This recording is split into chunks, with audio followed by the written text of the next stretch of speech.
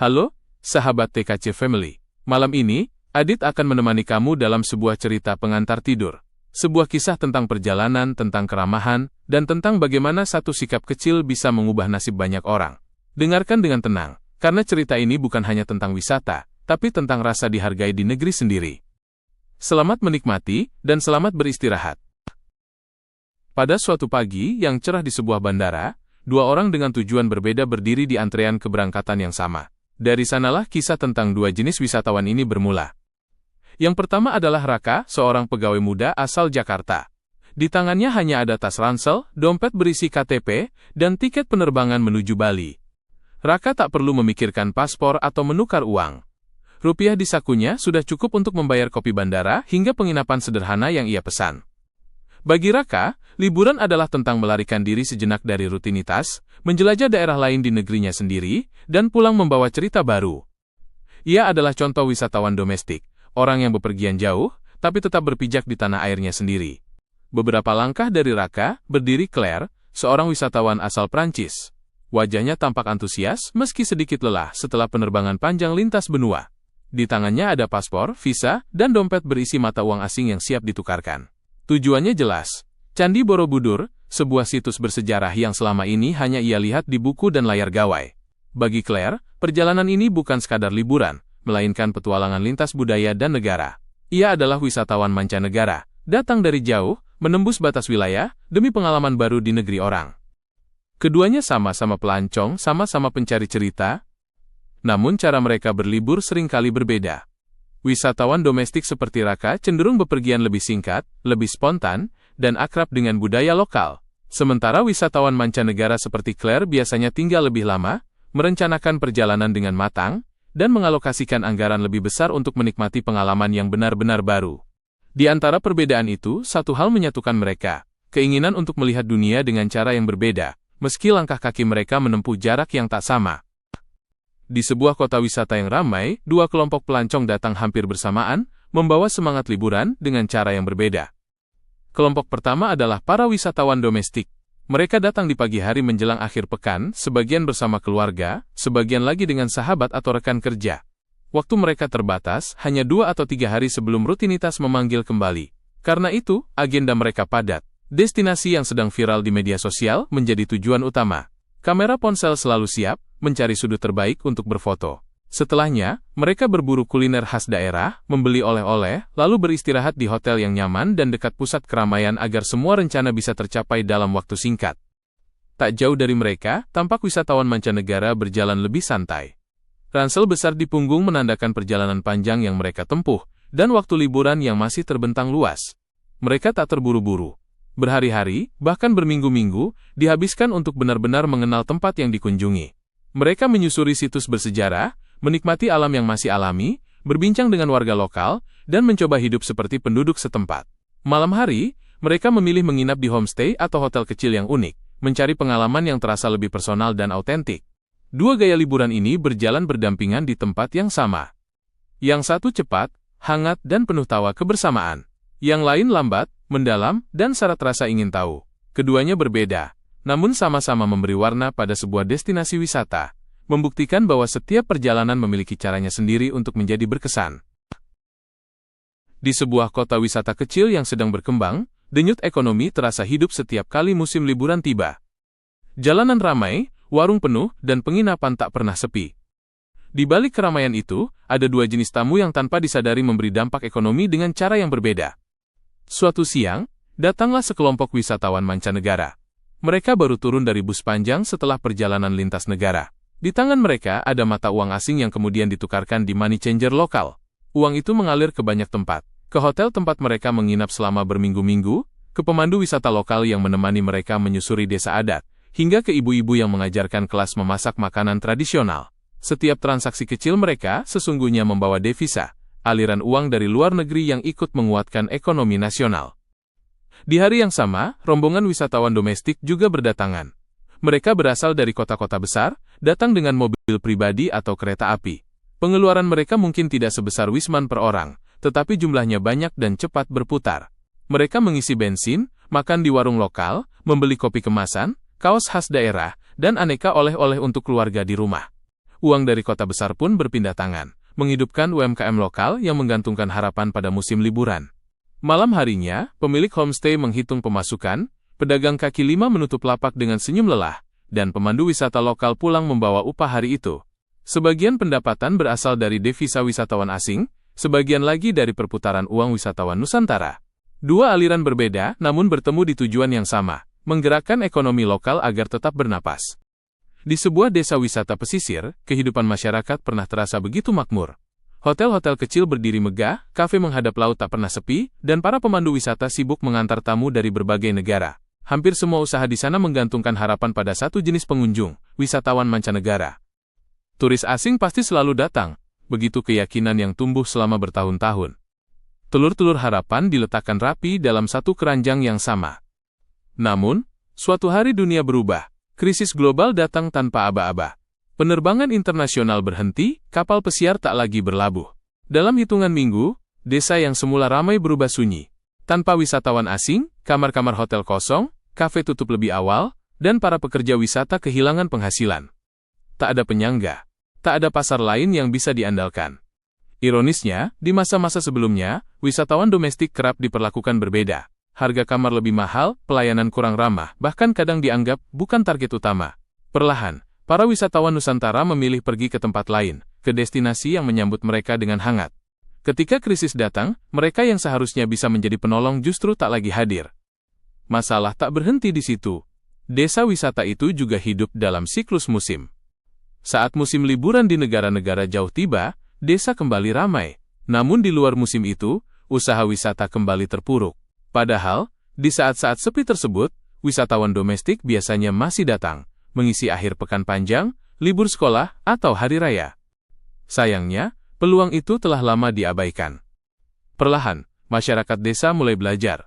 Mereka menyadari bahwa pariwisata yang sehat bukan soal memilih siapa yang lebih menguntungkan, melainkan soal keseimbangan. Wisatawan mancanegara membawa devisa dan pengalaman global, sementara wisatawan Nusantara memberi stabilitas dan kesinambungan. Dari pengalaman pahit itu, lahirlah kesadaran baru. Ekonomi yang kuat bukanlah ekonomi yang bertumpu pada satu kaki, melainkan yang mampu berdiri tegak di atas keduanya. Cerita ini menyoroti pentingnya diversifikasi target pasar dalam industri pariwisata. Di sebuah kawasan wisata terkenal, berdiri sebuah hotel yang selalu ramai oleh tamu dari berbagai penjuru dunia. Dari luar, semuanya tampak berjalan wajar. Namun di balik meja resepsionis, ada cerita yang jarang disadari para pengunjung. Bagi pemilik hotel, wisatawan mancanegara adalah tamu yang dianggap paling menjanjikan. Nilai tukar mata uang mereka lebih tinggi, dan setiap tambahan layanan, tur privat, kelas budaya, hingga segelas minuman di tepi kolam, memberi margin keuntungan yang lebih besar. Tanpa disadari, cara pandang ini perlahan membentuk prioritas. Siapa yang dilayani lebih dulu, siapa yang lebih diperhatikan. Di lantai atas, kamar-kamar yang ditempati Wisman hampir selalu terisi penuh selama berminggu-minggu. Bagi manajemen, ini adalah situasi ideal. Satu tamu satu kamar, dalam waktu lama. Tidak perlu sering membersihkan kamar untuk tamu baru, tidak repot mengatur check-in dan check-out setiap hari. Sementara itu, wisatawan domestik datang dan pergi cepat 2 malam, lalu pulang. Secara operasional, mereka dianggap kurang efisien, meski jumlahnya jauh lebih banyak. Di restoran hotel, perbedaan lain mulai terasa. Staf menyapa tamu asing dengan senyum lebar dan bahasa Inggris yang fasih, menjelaskan menu dengan penuh kesabaran. Ketika tamu lokal datang, sapaan tetap ada, tetapi terasa lebih singkat. Ada anggapan tak tertulis bahwa tamu lokal lebih sensitif soal harga, lebih banyak bertanya, dan lebih mudah mengeluh karena merasa berada di negeri sendiri. Persepsi ini, benar atau tidak, membentuk bias dalam pelayanan. Suatu sore, seorang wisatawan Nusantara duduk di lobi hotel, memperhatikan sekeliling. Ia melihat area tertentu yang tampak eksklusif, seolah hanya ditujukan bagi tamu asing. Ia membayar, menginap, dan datang dengan niat berlibur, tetapi pulang membawa perasaan diabaikan. Bukan karena fasilitasnya buruk, melainkan karena sikap yang terasa berbeda. Tanpa disadari, momen-momen kecil seperti inilah yang menanamkan rasa dianaktirikan. Dan dari rasa itu, lahir keputusan sederhana namun berdampak panjang, tidak kembali lagi, dan menceritakan pengalaman tersebut kepada orang lain. Disitulah pelajaran pentingnya. Diskriminasi pelayanan bukan muncul karena niat jahat, melainkan karena sistem dan cara pandang yang keliru. Ketika keuntungan jangka pendek lebih diutamakan daripada keadilan dan keseimbangan, bisnis pariwisata perlahan menggali lubangnya sendiri. tanpa sadar bahwa tamu lokal yang diabaikan justru bisa menjadi penopang terkuat saat dunia kembali berubah. Di sebuah destinasi wisata yang selalu ramai di musim liburan, keramahan seharusnya menjadi bahasa yang sama bagi semua tamu. Namun, tanpa disadari, bahasa itu kerap diucapkan dengan nada yang berbeda. Setiap kali wisatawan mancanegara melangkah masuk ke lobi hotel atau restoran, staf langsung sigap. Senyum mengembang lebih lebar, tubuh condong sedikit ke depan sebagai tanda hormat dan sapaan terdengar lebih formal. Di benak mereka, tamu asing adalah tamu istimewa. Datang dari jauh, membawa mata uang yang lebih kuat dan dianggap sebagai simbol kelas internasional. Perlakuan ekstra pun mengalir begitu saja, seolah sudah menjadi kebiasaan. Sementara itu, wisatawan domestik datang dengan bahasa yang sama, wajah yang akrab, dan pertanyaan-pertanyaan detail. Mereka kerap menanyakan harga, fasilitas, atau kemungkinan diskon. Bagi sebagian staf, situasi ini terasa lebih menegangkan. Ada anggapan bahwa tamu lokal lebih berani menyampaikan komplain dan lebih sulit dipuaskan. Maka, interaksi pun berubah menjadi lebih kaku dan singkat, bukan karena niat buruk, melainkan karena rasa tidak nyaman yang tumbuh diam-diam. Di balik semua itu, tersisa bayang-bayang mentalitas lama. Melayani orang asing masih dianggap sebagai kebanggaan tersendiri, seolah profesionalisme baru diakui ketika berhadapan dengan tamu dari negeri jauh. Melayani sesama warga sendiri terasa biasa, bahkan kadang dipandang sebelah mata. Warisan cara pandang inilah yang tanpa sadar memengaruhi sikap di lapangan. Suatu hari, seorang wisatawan Nusantara merasakan perbedaan itu. Ia melihat meja di sebelahnya dilayani lebih cepat, lebih ramah, hanya karena tamunya berbicara dengan aksen asing. Tidak ada kemarahan, hanya rasa tidak dihargai. Dan rasa itu cukup untuk membuatnya berjanji dalam hati, tidak kembali lagi. Waktu berlalu, saat krisis datang dan wisatawan mancanegara tak lagi berdatangan, tempat itu kehilangan penopang terbesarnya. Wisatawan lokal yang seharusnya menjadi pasar paling setia, telah lebih dulu pergi, membawa cerita kekecewaan yang menyebar lewat ulasan dan percakapan sehari-hari. Dari kisah ini, satu pelajaran menjadi jelas. Keramahan yang dipilih-pilih bukan hanya melukai perasaan tamu, tetapi juga perlahan meruntuhkan fondasi bisnis itu sendiri. Seorang wisatawan Nusantara tiba di sebuah destinasi yang sejak lama ingin ia kunjungi. Ia membayar kamar, memesan makanan, dan datang dengan harapan sederhana. Disambut sebagai tamu, dihargai sebagai manusia. Baginya, liburan bukan sekadar soal tempat tidur empuk atau piring makanan yang tersaji, melainkan tentang pengalaman dan pengakuan, rasa bahwa kehadirannya berarti. Namun sejak langkah pertama, ada sesuatu yang terasa janggal. Ia melihat bagaimana staf menyambut wisatawan mancanegara dengan senyum yang lebih hangat, sapaan yang lebih panjang, dan perhatian yang terasa tulus.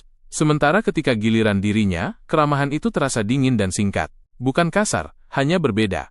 Perbedaan kecil yang diam-diam menyisakan rasa asing, seolah ia menjadi tamu kelas 2 di negerinya sendiri. Disitulah perasaan terasing muncul, rasa tidak diterima yang menusuk lebih dalam karena dibungkus ketidakadilan. Hari demi hari berlalu, dan perasaan itu memengaruhi caranya menikmati liburan. Kamar tetap bersih, makanan tetap lezat, tetapi nilainya terasa berkurang. Ia mulai bertanya dalam hati, apakah ini sepadan? Dalam pikirannya, harga yang dibayar tak lagi seimbang dengan pengalaman yang diterima. Keramahan yang dingin membuat semua fasilitas mewah kehilangan maknanya. Yang tersisa hanyalah perasaan rugi, meski secara fisik tak ada yang salah. Saat liburan usai, kekecewaan itu tidak berhenti di sana. Dalam perjalanan pulang, ia membuka ponsel dan mulai menulis. Bukan sekadar ulasan, melainkan cerita peringatan. Ada dorongan kuat untuk berbagi pengalaman buruk, agar orang lain tidak merasakan hal yang sama. Apalagi ada rasa kebanggaan sebagai warga negeri sendiri yang terluka, perasaan bahwa ia seharusnya dihargai, bukan diabaikan. Cerita itu pun menyebar, dari satu layar ke layar lain, dari satu percakapan ke percakapan berikutnya. Bukan karena ia ingin menjatuhkan, melainkan karena secara manusiawi, ia ingin didengar. Dari situlah terlihat jelas, ketika pelayanan melukai perasaan, dampaknya jauh lebih besar daripada sekadar kehilangan satu tamu. Ia bisa berubah menjadi kehilangan kepercayaan banyak orang. Awalnya, semuanya berangkat dari satu perasaan sederhana, kecewa. Seorang wisatawan Nusantara menutup kopernya lebih cepat dari rencana. Liburan yang seharusnya diisi dengan santai dan rasa senang justru meninggalkan kesan dingin. Ia merasa tak benar-benar diterima. Bukan karena kamar hotelnya buruk atau makanannya tak enak, melainkan karena suasana hati yang terlanjur rusak oleh sikap yang terasa pilih kasih. Akibatnya, rencana-rencana kecil mulai gugur satu persatu. Makan malam di restoran lokal yang sudah lama diincar dibatalkan. Tur keliling desa yang ditawarkan pemandu setempat ditolak dengan halus. Toko kerajinan yang semula ingin ia datangi hanya dilewati begitu saja. Dompetnya tertutup lebih cepat, bukan karena tak mampu, melainkan karena tak nyaman. Uang yang seharusnya berputar di banyak tangan akhirnya ikut pulang bersamanya. Di tempat lain, dampaknya mulai terasa tanpa suara. Hotel yang biasanya ramai tamu lokal kini lebih sering sepi. Pesanan sayur dari petani sekitar berkurang. Nelayan yang biasa memasok ikan segar mulai menyimpan hasil tangkapan lebih lama. Usaha laundry kecil yang menggantungkan hidup dari spray dan handuk hotel kehilangan pelanggan tetapnya. Satu rasa kecewa perlahan menjalar, menyentuh rantai ekonomi yang tak pernah bertemu langsung dengan sang wisatawan. Cerita itu tak berhenti di sana. Dalam perjalanan pulang, pengalaman pahit tersebut berubah menjadi unggahan di media sosial. Kalimat demi kalimat membentuk stigma baru. Tempat ini hanya ramah untuk turis asing. Cerita itu dibaca, dibagikan, dan dipercayai. Calon wisatawan domestik yang semula ingin datang pun mengurungkan niat, mengalihkan anggaran liburan mereka ke daerah lain, bahkan ke negara lain. Tanpa disadari, sebuah destinasi mulai kehilangan masa depannya, bukan karena bencana besar, melainkan karena efek domino dari satu pengalaman buruk yang tak pernah dianggap serius. Di sebuah kota wisata yang pernah terpuruk karena krisis global, para pelaku usaha pariwisata berkumpul dalam sebuah forum sederhana. Hotel kecil, restoran keluarga, pemandu wisata, hingga pemilik toko souvenir duduk sejajar. Di dinding ruangan terpampang sebuah kalimat besar, wisatawan lokal adalah pahlawan. Awalnya, sebagian orang mengira itu hanya slogan. Namun bagi mereka yang pernah merasakan pahitnya masa sepi, kalimat itu menyentuh ingatan lama. Mereka teringat saat penerbangan internasional berhenti, saat tamu asing menghilang, dan hanya wisatawan Nusantara yang perlahan datang, mengisi kamar, membeli makanan, dan menjaga usaha tetap bernapas. Dari situlah kampanye ini dimulai, dengan mengubah cara pandang. Para pelaku usaha diajak menata ulang narasi bisnis mereka. Wisatawan lokal bukan lagi dianggap tamu kelas 2, melainkan penolong yang setia. Dalam setiap diskusi, selalu ada cerita tentang bagaimana Wisnus datang di akhir pekan, di libur sekolah, di hari raya, saat semua yang lain berhenti. Rasa hormat pun tumbuh, bukan karena kewajiban, tetapi karena ingatan akan jasa yang nyata. Perlahan, strategi pun berubah. Hotel mulai merancang paket keluarga yang masuk akal, restoran menawarkan menu khas dengan harga yang jujur, dan destinasi wisata menyesuaikan pengalaman agar relevan dengan kebutuhan lokal. Bukan diskon murahan, melainkan nilai yang adil. Dari situ, pelaku usaha menyadari satu hal. Wisatawan Nusantara bukan pasar kecil, melainkan konsumen cerdas yang akan kembali jika merasa dihargai. Di balik layar, pelatihan staf menjadi kunci. Para pekerja diajak memahami bahwa keramahan sejati tidak mengenal paspor. Senyum, sapaan, dan kecepatan layanan harus sama untuk semua tamu. Bias lama tentang siapa yang lebih menguntungkan, perlahan dipatahkan, diganti dengan standar profesional yang inklusif. Waktu berjalan, dan hasilnya mulai terlihat. Wisatawan lokal datang kembali, bukan hanya membawa uang, tetapi juga cerita baik. Reputasi destinasi membaik, usaha kecil kembali hidup, dan ketergantungan pada satu jenis tamu perlahan berkurang. Dari perjalanan itu, para pelaku bisnis belajar bahwa kampanye tidak akan berhasil jika hanya berhenti di poster dan kata-kata. Ia harus hidup dalam tindakan sehari-hari, dalam cara menyambut tamu, menetapkan harga, dan memperlakukan setiap orang dengan hormat.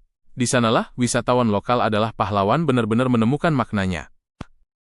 Di era sebelum ponsel pintar, seorang wisatawan yang kecewa seringkali hanya bisa mengeluh dalam diam. Ceritanya berhenti di perjalanan pulang, lalu menguap begitu saja. Namun zaman telah berubah. Kini, di tangan wisatawan Nusantara, teknologi menjelma menjadi alat penyeimbang yang kuat. Suatu sore, seorang Wisnus duduk di lobi sebuah penginapan setelah mengalami pelayanan yang terasa tidak adil. Ia tidak berteriak, tidak berdebat. Ia membuka ponselnya. Di layar kecil itu, ia menuliskan pengalamannya apa adanya di Google Maps. Bintang yang biasanya 5 ia turunkan, disertai cerita singkat tentang pelayanan yang berbeda antara tamu lokal dan asing. Dalam hitungan menit, ulasan itu sudah bisa dibaca siapa saja, calon tamu dari dalam maupun luar negeri. Di tempat lain, Wisnus lain memilih cara berbeda. Ia merekam momen kecil. Nada bicara staf yang berubah, antrian yang tak adil, senyum yang terasa pilih kasih. Video singkat itu diunggah ke media sosial. Tak sampai 1 hari, unggahan tersebut menyebar. Komentar berdatangan, bukan hanya dari sesama wisatawan, tetapi juga dari orang-orang yang pernah merasakan hal serupa. Tekanan publik pun terbentuk, memaksa manajemen tempat tersebut angkat bicara dan berjanji melakukan perbaikan. Sementara itu, teknologi juga bekerja lebih senyap. Lewat aplikasi pemesanan daring, wisatawan memesan kamar tanpa harus bertatap muka lebih dulu. Sistem tak mengenal paspor atau aksen bicara. Yang dilihat hanyalah tanggal, harga, dan ketersediaan. Semua tamu tercatat setara di dalam sistem. Ruang untuk bias di awal pelayanan pun semakin sempit. Perlahan, para pelaku bisnis mulai belajar. Mereka menyadari bahwa di era digital, perlakuan tidak adil tak lagi bisa disembunyikan. Setiap sikap tercatat, setiap senyum atau ketiadaannya bisa menjadi jejak digital yang abadi. Dari situlah keseimbangan baru terbentuk. Teknologi memberi wisatawan domestik suara, dan suara itu memaksa perubahan.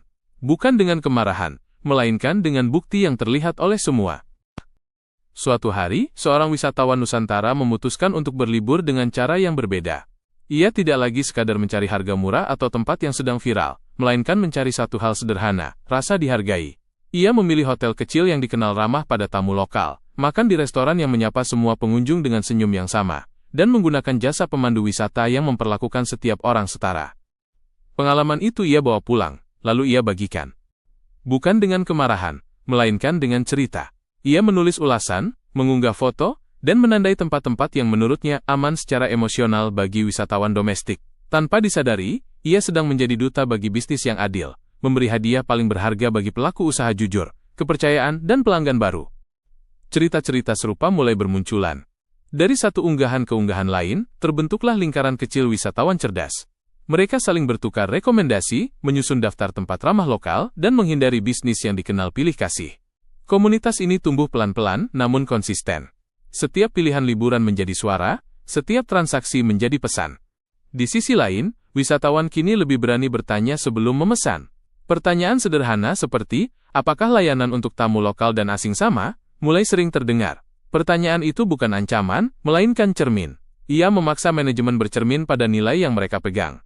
Waktu berjalan, dan dampaknya mulai terasa. Bisnis yang sejak lama hanya mengejar turis asing perlahan kehilangan tamu lokal. Saat musim sepi datang atau dunia kembali bergejolak, mereka goyah. Sebagian bertahan dan berubah, memperbaiki sikap, melatih staf, dan membuka diri. Sebagian lain tetap keras kepala, hingga akhirnya ditinggalkan oleh pasar yang dulu mereka abaikan. Dari sana, satu pelajaran muncul dengan jelas, ketika wisatawan domestik bergerak bersama dan memilih dengan sadar, pasar akan menyesuaikan diri. Bisnis yang mau berubah akan hidup. Yang menolak berbenah, perlahan akan hilang dengan sendirinya. Kekuatan konsumen yang sadar, cerita penutup ini memberikan pesan optimis tentang perubahan yang digerakkan oleh konsumen. Reward bagi yang jujur, wisatawan memberikan apresiasi nyata kepada bisnis yang inklusif melalui rekomendasi positif. Seleksi alam bisnis yang kaku dan diskriminatif akan tersisih secara alami oleh pilihan pasar yang semakin cerdas. Kesadaran emosional, keamanan emosional, rasa dihargai, menjadi faktor penentu utama dalam memilih destinasi wisata. TKC Family, begitulah kisah kita malam ini, tentang wisatawan, tentang pilihan, dan tentang bagaimana kebaikan serta keadilan selalu menemukan jalannya sendiri. Semoga cerita ini mengingatkan kita, bahwa setiap orang layak disambut dengan senyum yang sama, dimanapun ia berada. Terima kasih sudah mendengarkan cerita pengantar tidur dari TKC Family. Pejamkan mata, lepaskan lelah hari ini, dan biarkan mimpi indah menemani tidurmu. Selamat malam, sampai jumpa di cerita berikutnya.